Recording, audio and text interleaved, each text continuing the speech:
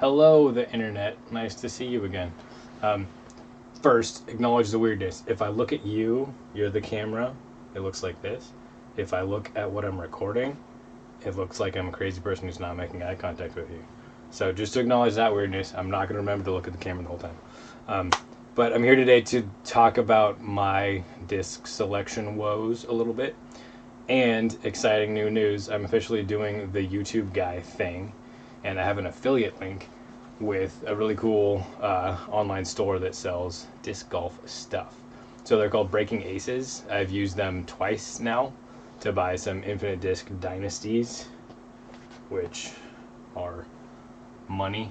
This is the disc I've settled on for now for my understable-ish slot for my fairway drivers.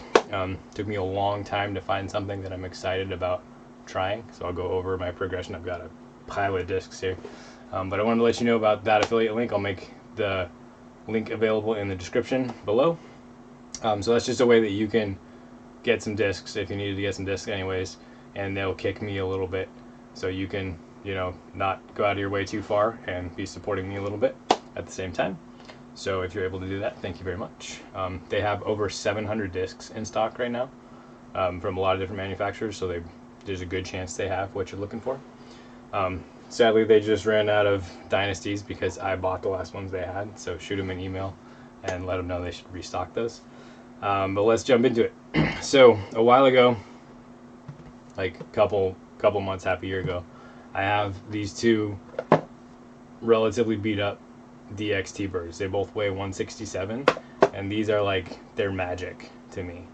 At least they were when my arm speed was right for this disc. So I was throwing them when I was learning, and they were T-birds. They would do T-bird things. They would go straight. They wouldn't ever turn for me because I couldn't throw a 7-speed hard enough to do that. So they'd just go straight for a while and then they'd fade. Very consistent. And these are the discs that taught me what beating in is like, because I would throw them at a local course on a hole that I know. I'd throw them flat. I'd expect them to stay flat, and they'd kind of just stay straight for way longer than I thought they would and go 50 feet into the brush, and I'd spend a long time looking for them. So about the 5th or 6th time that happens, I go, wait a minute. It's probably less stable now because it's beat in, right? And then I adjusted a little bit and started releasing them on a little bit of hyzer, and they flip up to flat and then still fade a little bit. And then after a few more weeks of play, I try to throw them flat, and they just drift to the right just a little bit. Not dump, just drift. And then that screwed me up again. So then I realized now I need to like really hyzer flip them. So I'd put them on, pointing at the camera, like 30, 40 degrees of hyzer. If that's 45, I was, really laying into it. And I could do that. I'd have to power down a little bit so that it wouldn't flip over and turn right. But I could kind of almost even lock my elbow here and just give it a crappy no pocket release. And these things would come out here, flip up to flat relatively quickly within 100 feet, and just stay there. Like, if ever there was a frozen rope, it was this disc for me. And it would just go 350 and settle flat, like every time. Very consistent, repeatable shot for me. And then I got terrified that I would lose them, or that I would hit one more tree and they would completely change. So I stopped throwing them for a while and started trying to find something else that would stay there longer. So enter Star T-Bird. Let me pull up a picture for you here. So Innova Plastic is a huge lie. Let me switch where I'm recording actually. Okay, so let's take a look at these Innova Plastics and why they're so horribly different. So this over here is my beloved white DX T-Bird. This is a Champion T-Bird. And so the nose of this one, the bottom of it's right here. The nose of this one, the bottom's right here. And that's like at least a millimeter, maybe 2 millimeters difference. So, and then the same thing up here, that the nose is just bulkier on this one and it's sharper on the DX. So I can throw a DX a lot farther. You get a lot more glide on a DX than you do on a champ. This is why. The DX is just sharper. It's going to cut through the air faster. And the champ, as it's taller, right? The nose is taller, but then the top of the disc is also taller. So it's got more of a profile that is presenting to the wind. So you have to push more air out of the way to get it to go. So it doesn't go as fast. It doesn't go as far. And most importantly, this nose scoop, the fact that it's, you know, close to 2 millimeters higher, means that it's trapping more air and it's going to push more air down. So here's your mini disc physics lesson. This air going down pushes the nose up. So we're calling this the nose. We're saying that the disc is going this way, right? We're vastly too many lines on the screen right now. Abort. So the air here is getting scooped down by the nose profile. That's putting an up force on the nose of the disc. So the disc is, let's say we're throwing right hand, backhand. So the disc is spinning that way. So because of a force called gyroscopic precession, an up force on the nose takes effect 90 degrees later in the rotation. So the wind is pushing, the air coming from the front of the disc is pushing the nose up. That actually turns the right side of the disc up. So that's what we call fade, right? It goes straight for a while it's gyroscopically stable. And then as the gyroscopic stability lessens, I was going to say slows down, but that's not right. As the spin slows down, there's less gyroscopic stability, and that force acting on the nose, sending the nose up, starts to overcome the gyroscopic stability. The right side of the disc goes up, the disc tilts to the left, and we get the fade to the left that we're so used to. So this disc is going to scoop that much air. This disc is going to scoop more air. So this is why Champion is more stable than DX. Right? It's not because the density, blah, blah, blah, blah. It's because they cool differently. So theoretically, these are both made in the same mold. I'm not even sure that's true, but that's the theory. So DX cools and ends up in this shape, but Champion cools and ends up in this shape. So that's why I find Innova flight numbers frustrating, because these two discs have the same flight number, but they're different discs. Like, they should not have the same flight number. The DX glides way more than the Champion, and the Champion is way more overstable than the DX. So what about Star? Same exact problem. Like, not quantifiably different. It's exactly the same. The parting line is higher. Right, parting line is here. You can't even see the parting line on my disc, but it's probably there. And then the bottom of the Star is here, and the bottom of the DX is here. So like maybe they're closer, but this one is just way more blunt, and there's a little more sharpness on the DX. So Star will theoretically beat in quicker, but it's not ever going to beat in. This Star T-Bird will never beat in to perform like this DX T-Bird, because it has more of a down scoop, right?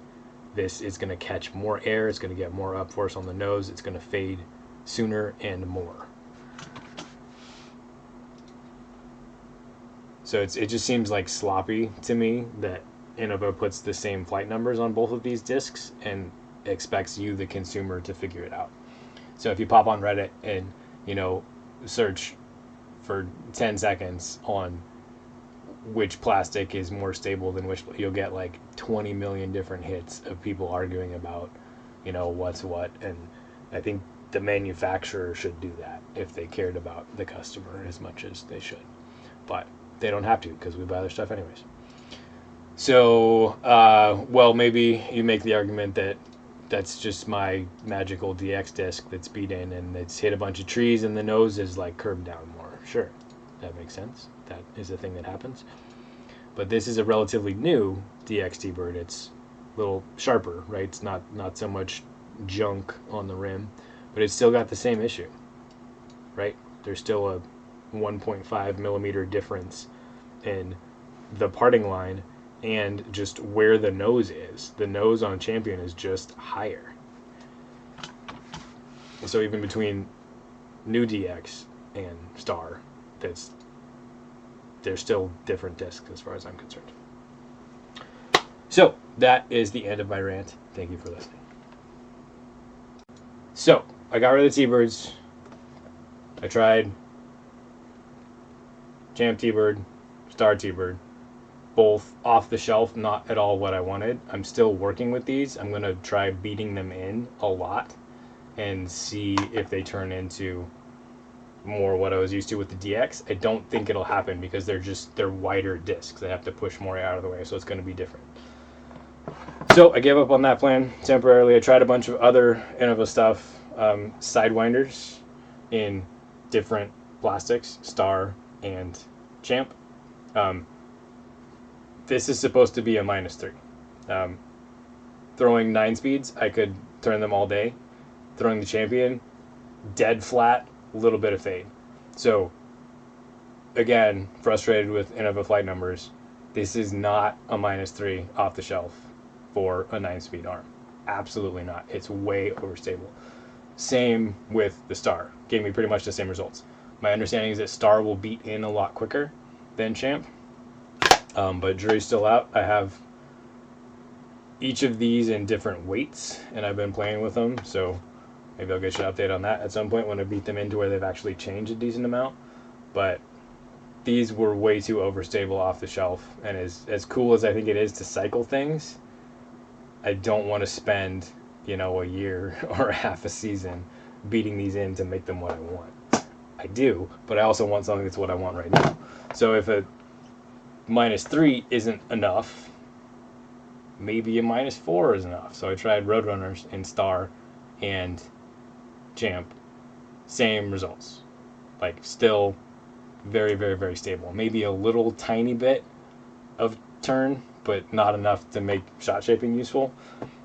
I put a decent amount of wear on the Champ Roadrunner, and it'll flip up for me a little bit, but it's too close to where my arm speed is and stabilities. It's not. I can't turn it reliably, and I can't turn it the same amount reliably. So same thing. I got both of these in at least 2 different weights and played with them, and they're still too overstable. I'm sure they'll beat in to be exactly what I want eventually, but off the shelf, not what I was looking for. So then I tried a different manufacturer, Westside Discs, who I really like. They have the coolest stamps because Norse stuff is awesome as far as I'm concerned. So tried a hatchet. It's a -2. Seems about right. This thing, for me, flips so much that I don't want to say it's unusable. If I were to use it for a whole round, I would kind of get dialed in on, releasing it like that and getting it to flip up to straight. But more of a roller for me, which I'm not into rollers. I don't really do that because I haven't practiced enough, and I feel like it's not consistent enough. And I just don't think they're as fun as watching discs fly. So personal bias. But the hatchet was way too understable for me. Maybe I just got a weird one. Don't know. But then I also tried an Underworld. Seems like I'm going backwards with the same manufacturer and more turn. But this one was actually better for a while. My arm speed was very much fluctuating at the time because I was changing a lot of things about my form, just like always. But this one felt good for a while. There were like a couple days where it was flipping up a decent amount and staying straight with a little bit of fade. But now my arm speed has come up a little bit more, and this one's too understable too. So I put those in the too understable weird roller pile. And then a friend of mine told me that he threw a Dynasty, and he usually throws like a little bit under 300, I think, is kind of his, max golf shot. And he said he threw his buddy's Dynasty and hit 350, no problem, like on his first 2 throws. So I was like, oh, okay, that's that's significant. So I picked up 2 from Breaking Aces, and I threw them a couple times, and like my 3rd or 4th shot on one of them, once I figured out how much I wanted it to flip up, had a nice flip, a little drift to the right, and then a decent finish fading. And it went probably 370, which is, not a personal best, but it's within 20 feet of it, and I was not throwing that thing very hard. So, Infinite Discs Dynasty. Infinite Disc wasn't really a brand that I took super seriously, because it's just a spin-off of Innova stuff. Like, it's stamped with Innova on the bottom. Yeah, Innova Champion Discs and their website. So, that kind of weirded me out that it's just like from the same manufacturer but a different brand. But it's got a super cool stamp, which I'm totally into. And it feels pretty good in my hand. It's like pretty similar to a T-Bird. Like the rim's a little smaller, actually. No, it's actually a little longer. Yeah, because it's a 9-speed, so that makes sense. But this disc is now the first thing I've found that off the shelf flips up for me a reasonable amount. So the hatchet in the Underworld flipped up too much. So my understanding from a little bit of research is that West Side's understable stuff is really pretty understable. And Innova's Roadrunner and Sidewinder in Champion and Star DX, I'm sure, is fine. Like I think that's kind of what they cue the flight numbers off of. But these off the shelf were not at all what I was looking for. But the Dynasty was perfect. So at my arm speed, it gives me a decent flip up, so I can start it at about 30 degrees, which is a pretty good power range for your forward tilt, and it'll come up to flat and then drift a little bit right still if I throw it right. It's also a very shapeable disc, so you can get it to hold an anhyzer, and you can get it to hold a hyzer as long as you flip it up into that hyzer a little bit. And theoretically, if you're calibrated on it, you could flip it up to straight and have it finish pretty straight with maybe just a little bit of fade, using your height control to manage the fade. So Eric Oakley has a signature version of this disc. The only way you can get it in the S blend. So S blend, I don't have an S blend, I have an I blend, which my understanding is the I is somewhere between Innova's Star and G Star. But I guess that kind of makes sense. Like, it feels pretty darn close to Star for me.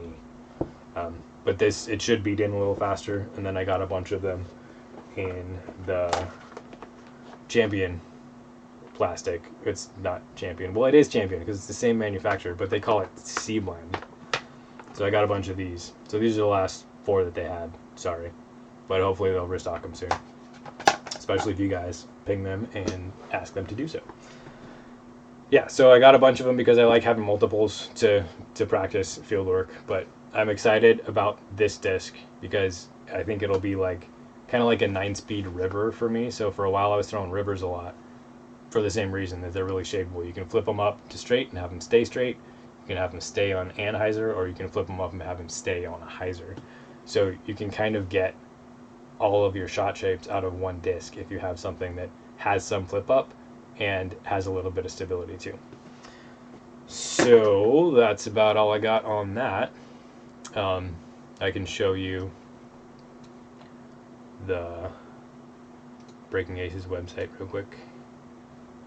But here's the Oakley signature one. Of course, they cost more because you're supporting a pro. But that stamp's pretty cool too. They've got some sweet colors. Yeah, so check them out. They're pretty cool. My experience with them has been overwhelmingly positive. I bought from them a couple of times, and their prices are really good. So they had the C blend Dynasties for $15, which seemed absurd to me. and their shipping both times I bought from them was only $4. Like, and I bought, 3 or 4 discs both times. So they seem like a pretty cool store. I emailed one of the people who runs it asking a question about their stock, and they got back to me real quick. And they shipped out promptly, and I got my stuff here pretty quick too. So give them a try if you're buying some discs, and definitely check out a Dynasty. Alright, that's all I got. Thanks for watching.